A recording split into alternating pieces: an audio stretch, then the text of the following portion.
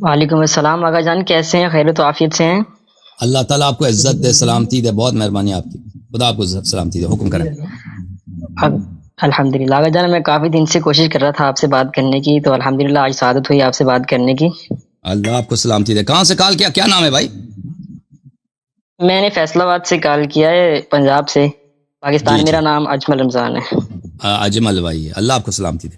جی، میرا دوسرا سوال یہ ہے کہ آغا جان، اپنا مولا علیہ السلام کو تو رسول خدا کی یہ تنقید تھی نا کہ آپ نے صبر کرنا ہے، تو باقی ائمہ علیہ السلام نے قاتلین زہرا کو بے نقاب کیوں نہیں کیا؟ جو آج ہم پر ایف آئی آر کرتی ہیں، ہم پر ظلم ہوتے ہیں، ان کا نام لینے سے بھی آپ دیکھیں نا پاکستان میں کتنی سختیاں ہیں، تنقیدیں ہیں، ہم نام بھی نہیں لے سکتے۔ اس زمانے میں بھی ایف آئی ہمارے آر دل کرتے میں تھے نا، حسرت ہے۔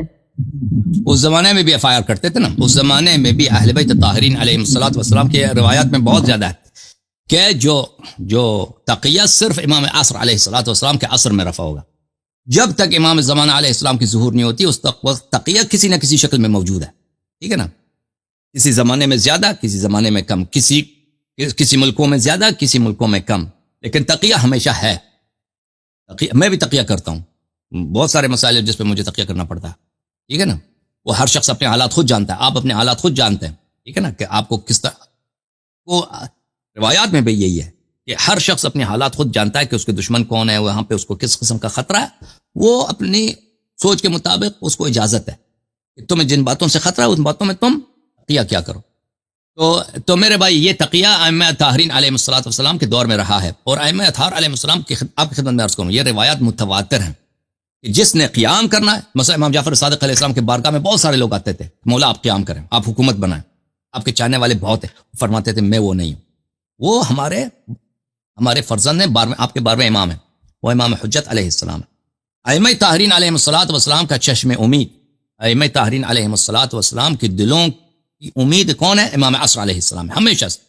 امیر المؤمنین علیہ السلام نے یہ فرمایا، حضرت بہت سارے روایات میں میرے عزیزو، حضرت زہرا سلام اللہ علیہا کو جب پیغمبر صلی اللہ علیہ وسلم مصائب سناتے تھے تو حضرت زہرا سلام اللہ علیہ بہت گریا کرتی تھیں، پیغمبر خود بھی گریا کرتے تھے، تو فوراً پیغمبر صلی اللہ علیہ وسلم زہرا سلام اللہ کو یہ دلاسا دیتی تھی، یہ مصیبت اس وقت ختم ہوگا جب آپ کے فرزند، آپ کے 11ویں فرزند، ان کا ظہور ہوگا، ٹھیک ہے نا؟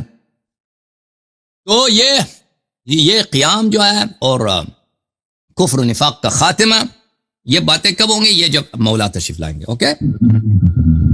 انشاءاللہ جی، انشاءاللہ۔ اوکے میرے بھائی، ختم ہے آپ کے سوالات؟ جی جی، آخری سوال تھا جان میرا۔ جی بولیں۔ میرا سوال یہ ہے کہ جو قبر زہرا سلام اللہ علیہا ہے، وہ کیا واقعی تربت گمشدہ ہے اور امام زمانہ کے علاوہ کوئی نہیں جانتا؟ اور بہت ساری روایات ایسی ہیں، بی بی فاطمہ زہرا کی مصائب کی، جو آج تک ہمیں نہیں سنائی گئیں، کیا واقعی یہ سچ ہے؟ جی، مصائب تو وہی آپ کو سنائی جائیں گے جو سچ ہے نا، جو مروی ہیں، جو مروی نہیں ہے، جو واقع ہوئی ہے، اور جو کتب میں درج نہیں ہے نا، یا کتب میں درج تھی ضائع ہو گئی، کیونکہ بہت ساری شیعہ کتابیں ہیں۔ کیا کہہ رہے ہیں بھائی؟ ایک منٹ، کیا دوبارہ بولیں، کیا بولا؟ میں نے کہا کچھ روایات کہتے ہیں کہ اس لیے نہیں سنائی گئی کہ ہم برداشت نہ کر سکیں شاید مومنین۔ ابھی بتاتا ہوں۔ تو بہت ساری شیعہ کتابیں تھیں پرانے زمانے میں، جن کو جو ضائع ہو گئی، مفقود ہو گئی، کچھ جلائی گئی ہیں، کچھ علماء کی بھی پرواہ، اکثر بے علماء کی بھی پرواہ، کیونکہ کئی صدیوں سے شیعہ علماء کو حدیث کی پرواہ نہیں ہے، نہ پڑھتے تھے، نہ پڑھتے ہیں، نہ رجوع کرتے تھے، تو کتابیں ضائع ہونی تھی۔ شہید ثانی رحمۃ اللہ علیہ اپنے کتاب اجتہاد و تقلید والے رسالے میں کہتے ہیں، ہمارے زمانے میں کہتے ہیں کہ کسی عالم کے پاس اصول کافی تک نہیں ہے، وہ خود کہتے ہیں بھائی، شہید ثانی اپنے رسالہ اجتہاد تقلید، اصول کافی کسی کے پاس نہیں ہے۔ اور مولوی کیا پڑھتے ہیں؟ کہتے ہیں صرف شرائع الاسلام۔ شیعہ علماء صرف عرب جو علماء ہیں، شرائع الاسلام پڑھتے ہیں، محقق حلی کے فتووں کی کتاب، اسی سے لوگوں کو سناتے حلال حرام کیا، بس ختم، اس کے علاوہ نہ حدیث کچھ بھی نہیں۔ اور جو عجم کے علماء، مثلا ایران کے، اور پرانے زمانے ہندوستان کے علماء بھی ایرانی سے آتے تھے، اب بھی ایران سے آتے ہیں، تو وہ صرف کیا پڑھتے ہیں؟ تصوف پڑھتے ہیں، منطق، فلسفہ، تصوف، حدیث وغیرہ کسی کے پاس نہیں۔ یہ سلسلہ تو صدیوں تک چلا، اگر یہ لازمی بات ہے اس میں کتابیں ضائع ہونی تھی، تو بہت ساری جو اہل بیت علیہ السلام کی باتیں ہیں حلال و حرام میں، عقائد میں، سیرہ، تاریخ میں اور مصائب میں، وہ علماء کی کم توجہی کی وجہ سے، اجتہاد کی مصیبت کی وجہ سے ضائع ہو گئی، اور بعض دشمنوں نے بھی ہمارے لائبریریز وغیرہ جلا دیا. تو وہ لیکن اصل جو بڑا اس میں جو عنصر ہے وہی علماء کی بے توجہی ہے، مکتب اجتہاد ہے. اب اہل بیت علیہ الصلوۃ والسلام کے مصائب جو نقل نہیں ہوئی ہیں تو لازمی بات ہے، ہم تو سب مصائب، کوئی نہیں کہتا کہ سب مصائب نقل ہوئی ہیں.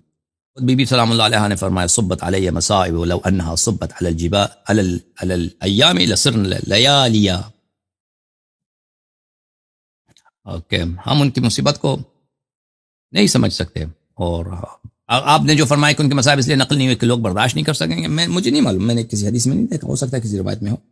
اب آپ نے کہا کہ ان کا قبر واقعاً مخفی رکھا گیا. جی ہاں، ان کا قبر مخفی ہے، ان کا قبر شریف مخفی ہے. کہاں پر ہے؟ ہو سکتا ہے رسول پاک صلی اللہ علیہ وآلہ وسلم کے ساتھ ہوں، اسی قبر کو کھول کے پیغمبر نے، امیر المومنین علیہ السلام نے ان کو دفن کیا ہو سکتا ہے بقیع میں دفن کیا ہو، اللہ جانتا. ہو سکتا ہے مثلا کسی اور مقام ان کے حکم کو رسول پاک صلی اللہ علیہ وسلم کے فرمان کے مطابق. بہرحال ان کا قبر جو ہے، تاکہ ظالمین بعد میں ادعا نہ کریں ہم ان کے قبر میں جا کے ان کے نماز پڑھیں گے یا کوئی بھی وجہ، اس لیے ان کا قبر مخفی ہے. اور یہ تشیع یہ ان کی قبر مخفی ہے، یہ خلفاء کی ظالم ہونے کی دلیل ہے کہ ان کی جو وفات ہوئی ہے اور ان کی تیمارداری ہوئی ہے اور ان کی جو تدفین ہوئی ہے وہ اتنی غربت میں، اتنی تنہائی میں ہوئی ہے کہ وہاں پہ کوئی نہیں تھا ان کا ساتھ دینے والا. اور اس لیے وہ ان کا قبر کسی کو معلوم نہیں ہے کہ وہ نہیں چاہتی تھی کہ یہ لوگ ان کے قبر پہ آ جائیں. یہ جو ظالم ہے جنہوں نے ان پہ ظلم کیا نا، جو بی بی پہ ظلم کرتا ہے، وہ اہل بیت علیہ السلام پہ ظلم کرتا ہے، وہ تو سب جانتے ہیں وہ کافر ہوتا ہے، وہ مسلمان ہی نہیں ہوتا. ٹھیک ہے نا، تاکہ یہ حجت قیامت تک رہے. بی بی سلام اللہ علیہ نے یہ اپنے عمل سے یہ وہ جہاد کیا نا، وہ جہاد کیا کہ اپنے بابا کا دین، ان کا بابا کا دین جو یرغمال بن چکا ہے چوروں کے ہاتھ میں، اپنے بابا کے تمام زحمات کو بی بی سلام اللہ علیہ نے اپنی شجاعت سے، اپنی بہادری سے، اپنی خطبہ فدقیہ سے، مطالبہ فدق سے، اور پھر اپنی مظلومیت سے، پھر اپنی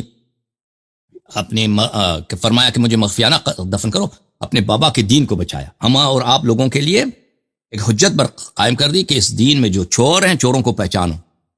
بی بی سلام اللہ علیہ جس سے راضی نہیں ہے کہ ان کے قبر تک آ جائے اور آخر تک ان کو پتہ نہ ہو کہ ان کے قبر کہاں ہے، تو وہ لوگ مسلمان نہیں ہو سکتے. بہت مہربانی بہن بھائی، اجمل بھائی، اللہ آپ کو عزت دے. خدا حافظ.